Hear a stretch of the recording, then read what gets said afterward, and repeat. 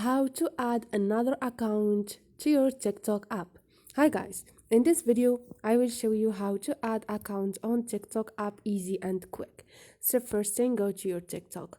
Once you are there, click on those three lines up there and click on setting and privacy. Now you have to scroll down and click on switch account and click on add. Once you click on add account, you can add another account by using your phone or email.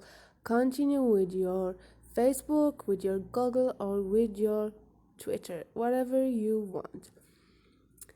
And this is it guys, so easy and quick. Hope this video was helpful to you. If you like this video, don't forget to subscribe and like.